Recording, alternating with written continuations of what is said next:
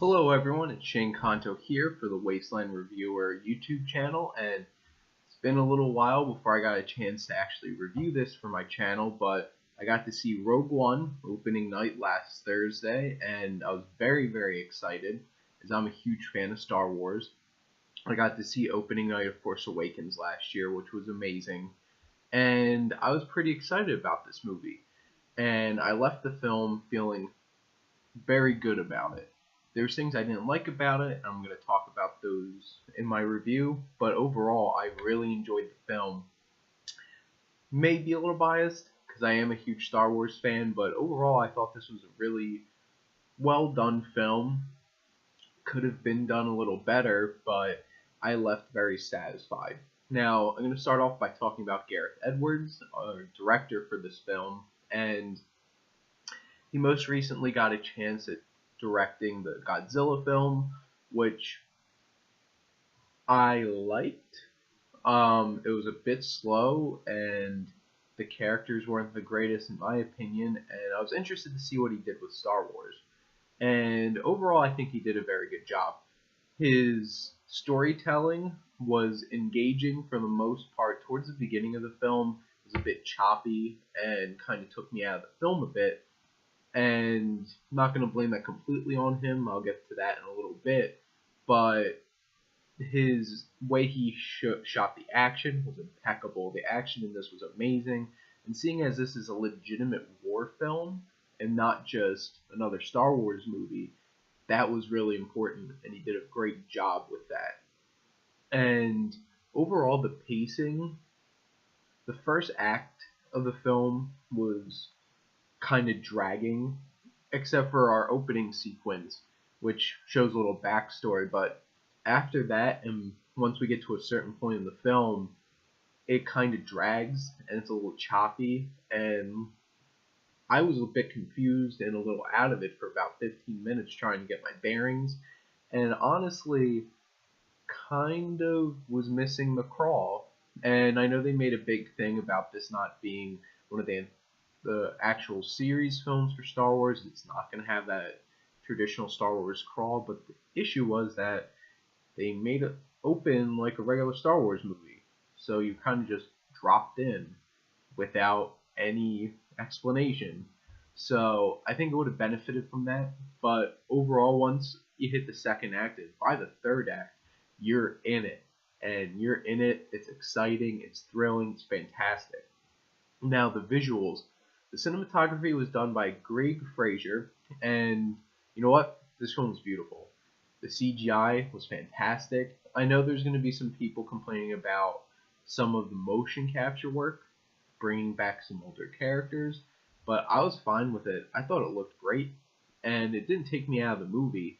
And to be perfectly honest, one of those CGI characters was one of my favorite parts of this movie.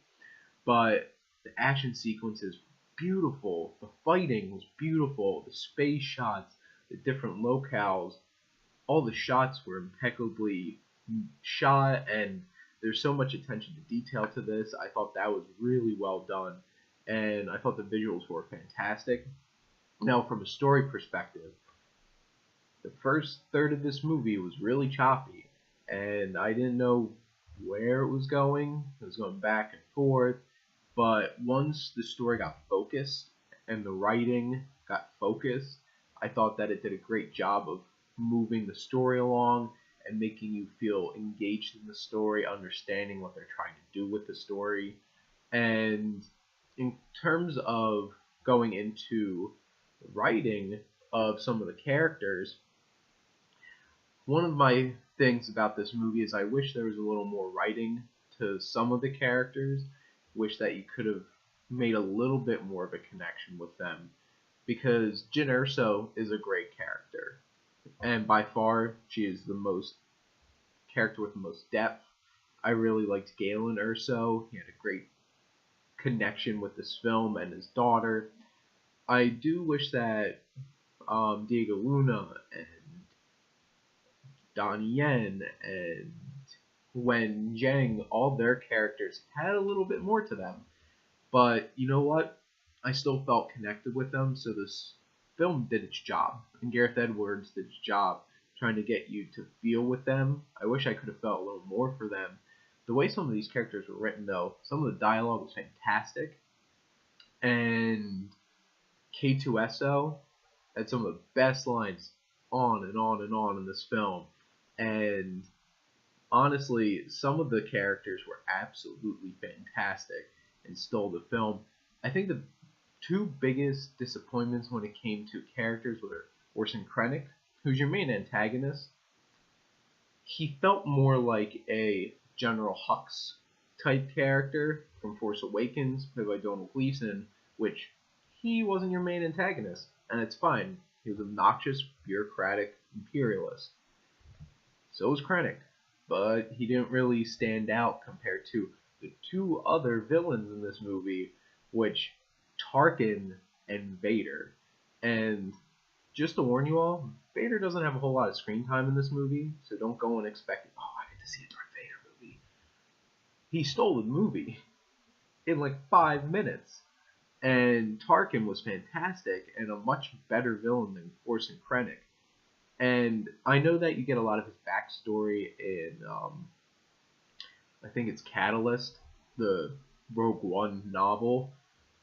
I'm sorry, but if you're expecting people to connect with your character because they had to go do other reading beforehand, I think that's a little bit lazy, and I can see that happening a lot more moving into the future with these Star Wars films and how Disney's connecting them with all forms of media, and felt a little lazy instead of spending time in the film really making that connection. You do get a little bit with him and Galen Erso, which their relationship's interesting, but overall disappointing.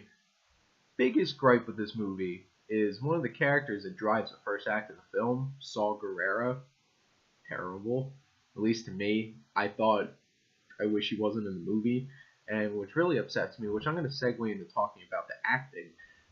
Forrest Whitaker, you're on my list of people who should stop doing voices that are not your own, because you completely took me out of the movie every second you're on screen. Did this in Arrival with a terrible Boston accent. I think it was supposed to be a Boston accent.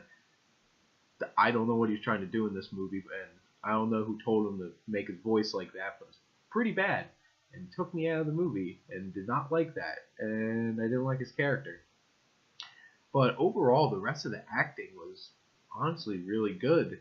Everyone did their jobs very well. Alan Tudyk, standout line delivery for K2SO was fantastic.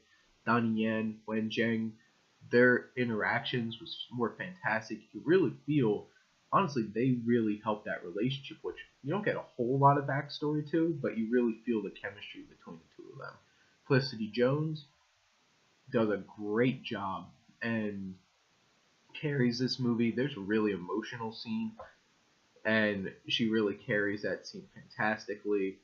And Mads Mikkelsen, who's a fantastic actor, does a great job with his minimal screen time.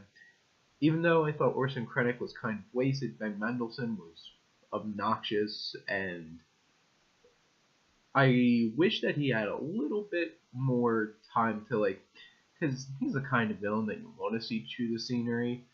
I'm gonna make another connection back to Force Awakens, but at least General Hux, who was obnoxious, got that one scene where he got to have a speech about the Starkiller base, and he ate that up. Krennic really doesn't get to have that. I loved having James Earl Jones back, with Darth Vader, and great. Does a great job. Some of his lines were fantastic, and he delivered them with great gravitas. And the actor plus the CGI that brought Tarkin together was fantastic, and he was just as good as, and it was a great recreation of Peter Cushing, and it was fantastic. Now, when it comes to depth, this film takes on a lot of themes that Star Wars movies don't usually do, and that's a big thing, including looking at because we don't deal with absolutes in this movie. Yes, you have purely evil people in this film, but your good guys aren't just straight yay, nice good guys either. They're killers, and you get a sense of that. They could have went a little more in depth, deeper with that, but they brought up some interesting themes and people trying to find their place in the rebellion and dealing with what they've had to do for the good of their people and killing people. And I thought that was a very interesting theme to bring into a Star Wars film. And Jin trying to find her place and trying to find somewhere where she belongs in the universe, in the galaxy. And I thought those were pretty well done. Now, when it came to the editing, the you could tell they did a lot of reshoots, and especially in the first act, where the editing was choppy, putting scenes together. But by the end of the film, this film went so smooth, and I thought that was really well done. Now the music. Now the music has been controversial because Alexandre Desplat, I would love to hear what he actually came up with because I'm a huge fan of his. They had to scrap his music because they had to do reshoots. And when you reshoot a scene, you change the tempo, you change up the scene, the music doesn't match anymore. But he had other commitments. So he couldn't stay on after reshoots, so they got Michael Giacchino, who I'm a huge fan of. He had 3 weeks to work on this, and you can tell. It wasn't a bad score, but it wasn't anything special. The most memorable pieces were him recycling John Williams, which this score fit. It did its job. But from a Star Wars film, you want something cool and interesting and new with a new film. Like Phantom Menace, Duel of Fates. Fantastic. That this film didn't have any of that. Now I guess to finish up, I really enjoyed this film. The third act of this film got me so hooked. Legitimately, the third act has a scene in it. I think it might be one of my favorite scenes in any Star Wars movie. And when you see it, you will know what I'm talking about. And I really enjoyed mixing the genre of these space westerns of Star Wars with a legitimate war film. Thought that was fantastic. It was a great choice by Gareth Edwards and the writers, Chris Weitz, Tony Gilroy, to actually bring that together and really stick with it, because they did. And they don't pull punches with this film, which I was impressed by. And all the callbacks to the original series, I thought they did a great job of balancing them. There was only one was obnoxious. Took me out of the film for a second. But overall, I thought Rogue One was a really, really well-made film. I really enjoyed it. Once you get into it, I'm probably going to... My grade's going to be a little higher than it might should be, but I'm going to give Rogue One an A- because I'm a Star Wars fan, and this did it for me. And I do have my gripes, but I would definitely recommend going to see Rogue One.